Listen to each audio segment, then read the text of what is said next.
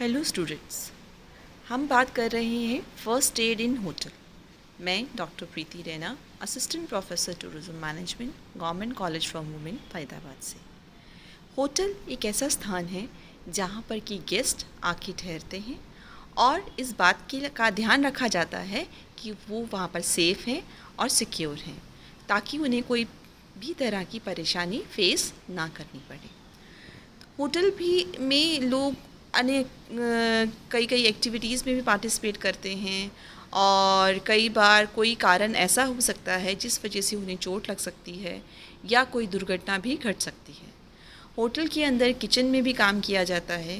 कई बार कहीं पर आग लग जाती है, कोई फर्श पे स्लिप कर सकता है, चाहे वो स्टाफ मेंबर हो चाहे वो गेस्ट हो, और भी अन्य प्रकार की कई परेशानियां झेलनी पड़ सकती हैं। इसलिए इसके लिए बहुत ज़रूरी है कि होटल के अंदर जो है जो वहाँ के एम्प्लॉयज़ हैं उनको इस बात की जानकारी हो कि फ़र्स्ट एड जो है वो कैसे दी जाती है।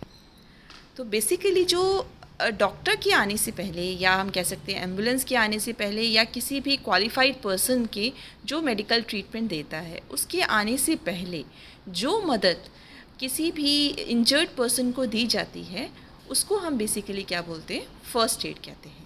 और उसके बाद में जो है डॉक्टर आके उसको देखता है कि उसको क्या परेशानी हुई और उसके अकॉर्डिंगली उसको अस्पताल भेजा जाता है। तो मेन जो सिद्धांत है फ़र्स्ट एड के वो ये है, सबसे इम्पॉर्टेंट जो ये है कि हमेशा आपको बहुत ही शांतिपूर्ण तरीके से और लॉजिकली सोचने की आवश्यकता होती है, क्योंकि अगर जो आप हैं उसको देख कर, परेशानी को देख के घबरा जाएंगे तो उस वक्त जो सही निर्णय लिया जाना चाहिए वो आप नहीं ले पाएंगे। तो आपको अपने आप को भी कंट्रोल में रखना है और उस वक्त जो समस्या है उसको भी बहुत ध्यानपूर्वक जो है उसका एनालिसिस करने की ज़रूरत होती है। आप जो है बहुत सॉफ्टली बात करें जिस पर्सन के साथ में जिसको चोट लगी है, जिससे परेशानी है उसके साथ में, और उतना ही बात करें जितना ज़रूरी है। हमें एक्स्ट्रा बात भी नहीं करनी और उस पेशेंट को परेशान भी नहीं करना है। पेशेंट के साथ में हमें जो है ट्रस्ट बनाने की ज़रूरत है, विश्वास बनाने की ज़रूरत है। यानी कि उसको हम मोटिवेट करेंगे, उसको एश्योर करेंगे कि हाँ आप ठीक हो जाएंगे, आपको अभी एग्ज़ामिन किया जाएगा, डॉक्टर को बुलाया जा रहा है, कोई घबराने की ज़रूरत नहीं है। इस तरह से उससे बातचीत करते हुए उसके साथ में विश्वास जो है वो डेवलप करने की आवश्यकता होती है। हमें पेशेंट को कोई भी ऐसी इन्फॉर्मेशन देने की ज़रूरत नहीं है जो सही नहीं है, जो मिसलीडिंग है, यानी गलत इन्फॉर्मेशन देनी नहीं चाहिए। जो सही है उसी की जानकारी हमें उसे देनी चाहिए। कभी भी जो पर्सन है उसको हमें जो है अकेला नहीं छोड़ना है। जब तक कि डॉक्टर और एम्बुलेंस नहीं आ जाती, हमें उसके नज़दीक में रहना बहुत ही ज़रूरी है। पेशेंट को कभी भी अकेला नहीं छोड़ना होता है और समय समय पर उसको एश्योर कर दीजिए कि हाँ डॉक्टर अभी आने वाला है और उसको पूरी तरह से अटेंड जो है वो किया जाएगा। इसी तरह से जो कैजुअलिटी जो है, जो पर्सन जो है, उसको नज़दीकी डॉक्टर के पास में जल्दी से जल्दी जो आपके होटल का ट्रांसपोर्टेशन है उसकी मदद से उसको वहाँ पर ले जाया जाएगा।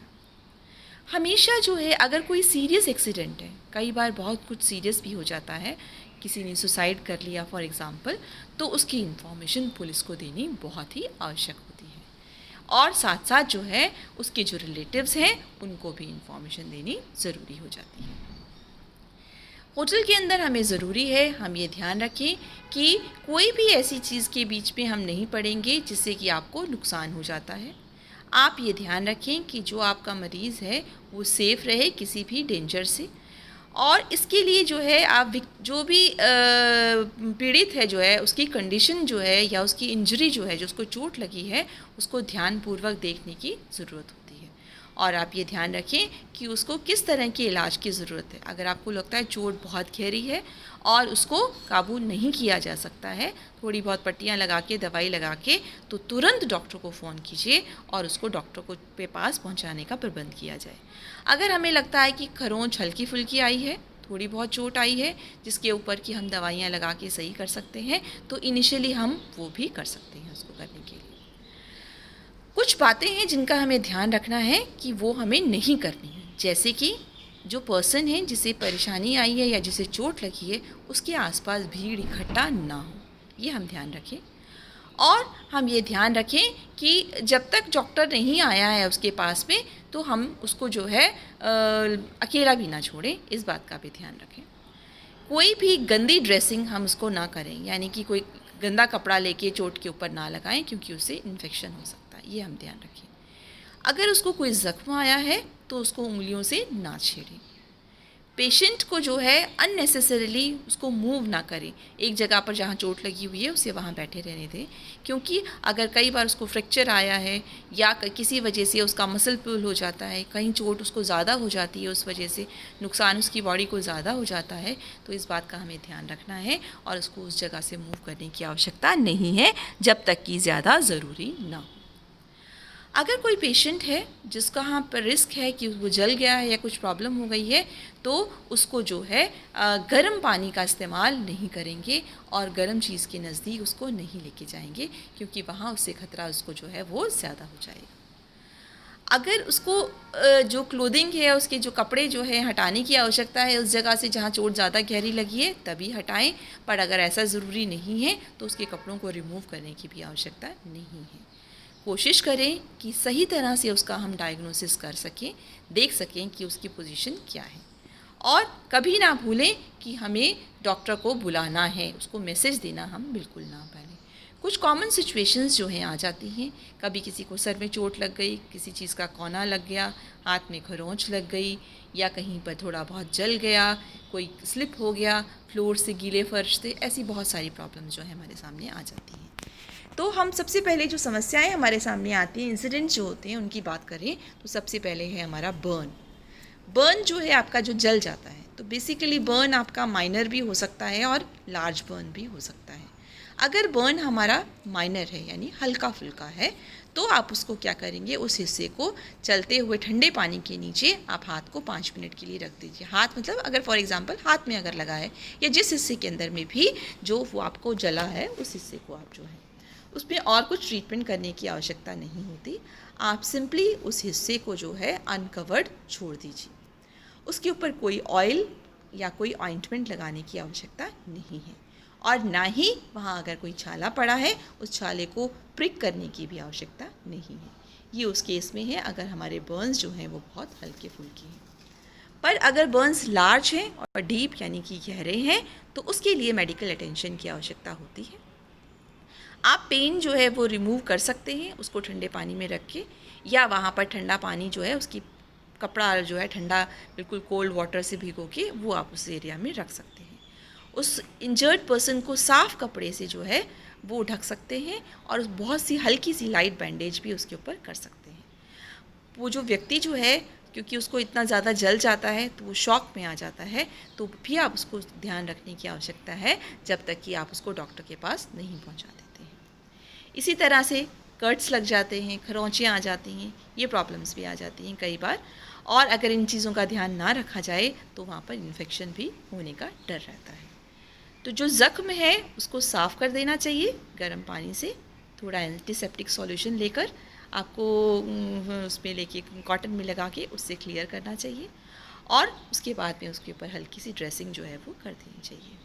अगर ब्लीडिंग आ रही है प्रेशर देने से, तो आप ये ध्यान रखें कि आप ये कोशिश करें कि हल्का फुल्का अगर वहाँ कोई फॉरेन पार्टिकल आ गया है, जैसे कि अगर कोई फर्श पे गिर जाता है या सड़क पे गिर जाता है तो सड़क से धूल मिट्टी वहाँ चिपक जाती है, तो कोशिश करें कि उस एरिया को क्लीन कर दें, नहीं तो इन्फेक्शन होने का डर जो है वो रहता है। अगर कट बहुत ज़्यादा गहरा है और बहुत ज़्यादा ब्लीडिंग आ रही है, तो इमीडिएटली जो पेशेंट है उसको डॉक्टर के पास में ले जाया जाए। ब्लीडिंग को कंट्रोल करने के लिए उस जो प्रेशर है, जो ज़ख्म जो है वहाँ पर थोड़ा सा प्रेशर दिया जाए उंगलियों की मदद से साइड्स को लेते हुए। ज़ख्म अगर गहरा है तो आप किनारों पर ही जो है सिर्फ प्रेस करेंगे, बहुत ही मामूली प्रेशर देकर करेंगे, बहुत ज़्यादा प्रेशर नहीं देंगे। आप ये कोशिश करेंगे कि आप कोई पैड से उसको कंट्रोल कर सकते हैं, जो होता है आपकी कॉटन होता है उससे, और ये एक जो कोई भी या फिर कोई साफ़ सुथरा आपके पास में रुमाल है उसको फोल्ड करके उस जगह पर लगा सकते हैं। अगर ब्लीडिंग आ रही है हाथ से या पैर से, तो आप उस हिस्से को थोड़ा सा ऊंचाई पर रख सकते हैं ताकि खून नीचे की तरफ ना बहे। डायरेक्ट प्रेशर जो है हो रहा है तो उसके कंट्रोल कर सकते हैं ब्लीडिंग को, उसके लिए वहाँ पर क्लीन करके उस ज़ख्म को वहाँ पर आप ड्रेसिंग जो है वो कर सकते हैं। बैंडेज जो है वो लगाई जा सकती है जिससे कि ब्लीडिंग ना आए, पर बैंडेज जो आप लगाते हैं वो उतनी टाइट नहीं बांधेंगे कि ब्लड सर्कुलेशन जो है उस हिस्से का रुक जाए। तो कई बार आप क्या करते हो, आप सोचते हो कि भाई बैंडेज जो है इस हिस्से में टाइटली बांध देते हैं तो खून बंद हो जाएगा। उतना टाइटली नहीं बांधना है कि जिससे कि प्रॉब्लम जो है वो आपकी बढ़ जाती है।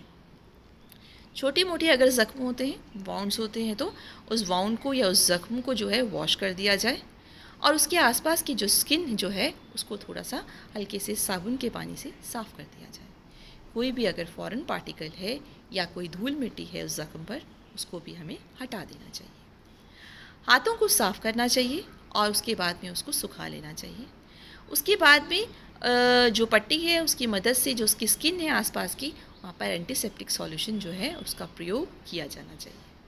आप वहाँ पर ड्रेसिंग कर दीजिए, वहाँ पर बैंडेड या बैंडेज लगाकर, और उस ड्रेसिंग को उस जगह पर छोड़ दीजिए जब तक कि आपका ज़ख्म जो है वो भर नहीं जाता है। ये फ़र्स्ट एड की चीज़ें हैं जो हर व्यक्ति को इनकी जानकारी होनी चाहिए और विशेष रूप से होटल के अंदर जो काम कर रहे हैं एम्प्लॉयज़ हैं उनको बहुत ज़रूरी है ये। किसी व्यक्ति को अगर नोज़ ब्लीडिंग हो रही है, कई बार कान नाक से खून निकलने लग जाता है, तो जो व्यक्ति है उसको बैठा दीजिए और उसका सर जो है किसी सिंक या वॉश बेसिन के ऊपर रखिए ताकि अगर खून है तो वो टपक नीचे गिरेगा। उसके नाक के दोनों तरफ थोड़ा सा पिंच कीजिए, ठंडा पानी लगाइए उसको और थोड़ा सा वेट कीजिए। उसको व्यक्ति को बोला जाए कि वो मुंह से सांस ले और नाक से ऐसे करके स्निफिंग जो करते हैं वो बेसिकली वो ना करें। ब्लीडिंग अगर स्टॉप नहीं होती 20 मिनट के अंदर तो उसको इमीडिएटली डॉक्टर के पास में ले जाना या अस्पताल ले जाना बहुत ज़रूरी हो जाता है। इसी तरह से आपको फेस करना पड़ता है कई बार किसी गेस्ट को बहुत कहीं दर्द हो रहा है या पेन हो रहा है, सपोज़ कमर में कई बार दर्द हो गया आपका, तो उस एरिया के अंदर जो है आप हॉट वाटर बोतल जो है वो लगा सकते हैं। गर्म पानी की बोतल जो है उसकी सेक दे सकते हैं। पेन को रिलीव करने के लिए कुछ दवाइयाँ जैसे कि एस्प्रिन, आइबुप्रोफेन, ये भी कुछ समय के लिए दी जा सकती हैं। पर उसके बावजूद अगर आपका दर्द नहीं जा रहा है तो आपको ज़रूरी है कि उसे डॉक्टर के पास में दिखाया जाए। इसी तरह से कई बार सर दर्द होता है, तो सर दर्द है तो आप उसको पर्सन को जो है रिलैक्स कराइए, उसको कुछ पेन रिलीवर दे सकते हैं और सर के ऊपर कोल्ड जो है कंप्रेस जो है दिया जा सकता है या हॉट वाटर बोतल जो है उसका कंप्रेशन जो है उसको दिया जा सकता है, जिससे कि ये चीज़ें सही हो सकती हैं। इसी तरह से कई बार कान में दर्द होता है। कान में दर्द के लिए जो है आप कुछ दवाइयाँ कान से रिलेटेड अगर हल्की फुल्की दवाई दी जा सकती है। उसके साथ साथ देखना ज़रूरी है कि जो पेशेंट जो है उसका टेम्परेचर भी चेक कीजिए, डॉक्टर को कंसल्ट कीजिए।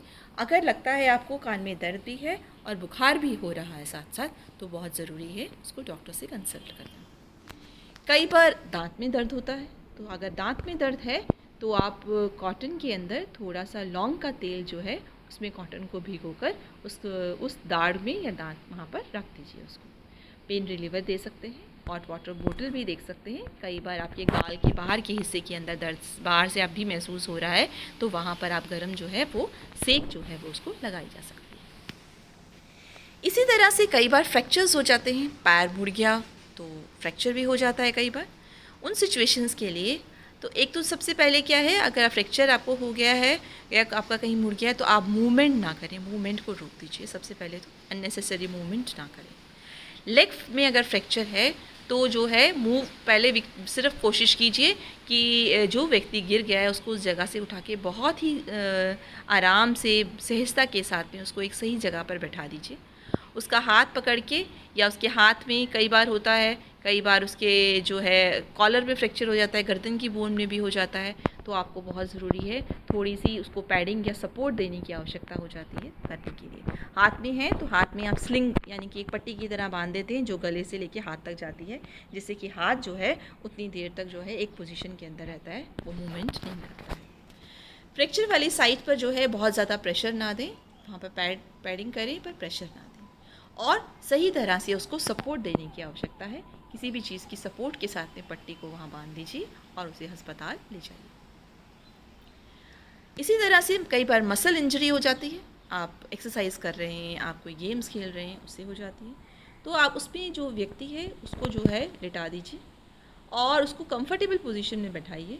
वहाँ पर उसको आइस पैक लगाइए, ठंडा कोल्ड जो है आइस पैक लगाइए। कई बार जो मसल जो है आइस पैक लगाने से फ़र्क पड़ जाता है। अगर बैंडेड करने की आवश्यकता है तो थोड़ी देर के लिए आप उसको बैंडेड भी कर सकते हैं, ताकि जो अगर कोई इंटरनल ब्लीडिंग है तो वो रुक जाएगी। आप अच्छी तरह से उस एरिया को कंप्रेस कर सकते हैं, इंजर्ड पार्ट को, और वहाँ पर कॉटन जो है वो भी लगा सकते हैं बैंडेड की मदद से। ये कई बार मसल्स हो जाती हैं, मसल्स में क्रैम्प आ जाता है, उसके लिए बहुत ज़रूरी हो जाता है। अब बेसिकली है कि जो हमारी फ़र्स्ट एड बॉक्स है उसके अंदर जो हम यूज़ करते हैं, इस्तेमाल करते हैं बैंडेड या ड्रेसिंग जो होते हैं, तो काफ़ी चीज़ें होती हैं जो हमेशा आपके फ़र्स्ट एड बॉक्स में होनी ज़रूरी होती हैं। जैसे कि एडेसिव बैंडेज है, चिपकाने के लिए काम आती है। एडेसिव फैब्रिक टेप होती है। फील्ड ड्रेसिंग है। गॉज ड्रेसिंग है, जो जालीदार आपको देखते हो पट्टी होती है उस तरह से। रोलर बैंडेज आता है। ट्रायंगुलर बैंडेज आता है। स्लिंग्स हैं, जो अगर आपके हाथ में फ्रैक्चर आ गया, आपके उसको लटकाने के लिए काम आती है गर्दन के साथ में। इसी तरह से फ़र्स्ट एड एक बुकलेट होनी चाहिए जिसके अंदर इन्फॉर्मेशन भी लिखी हो। एंटीसेप्टिक क्रीम ज़ख्म पे लगाने के लिए, सैवलॉन या डिटॉल की आवश्यकता होती है जिससे कि आप ज़ख्म को साफ़ कर सकते हैं। एंटी हिस्टामिन लोशन जो है वो एंटी एलर्जिक के लिए काम आ जाता है। कैलेमाइन लोशन, एंटी एसिड की टैबलेट्स, एंटी डायरियल टैबलेट्स, किसी बार किसी को दस्त लग जाते हैं। पैरासिटामॉल, बेसिकली फीवर अगर चल रहा है तो। एस्पिरिन की tablet, kaolin clay, chloromycetin eye ointment, eyes में डालने के लिए। ट्रैवल सिकनेस की टैबलेट्स, और लौंग का तेल, स्पेशली जैसे जब दांत में दर्द होता है उसमें काम आता है। थर्मामीटर, जिससे कि आप उस व्यक्ति का तापमान नाप सकते हैं।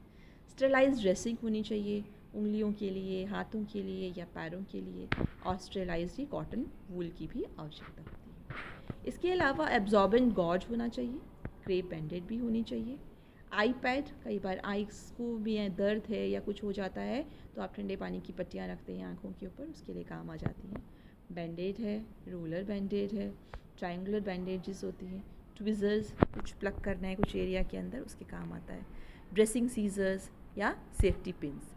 तो ये सब चीज़ें आप देखते हैं कि किसी भी होटल के अंदर ये सारी फ़र्स्ट एड का जो सामान है वो हमेशा रेडी होना चाहिए, और साथ में इन्फॉर्मेशन भी होनी चाहिए गेस्ट को भी और एम्प्लॉय को भी कि अगर ऐसी कोई प्रॉब्लम होती है तो इमीडिएटली किसको फ़ोन करके या किससे हम जाके फटाफट से ये जो है कलेक्ट कर सकते हैं और ट्रीटमेंट जो है उसको दी जा सकती है।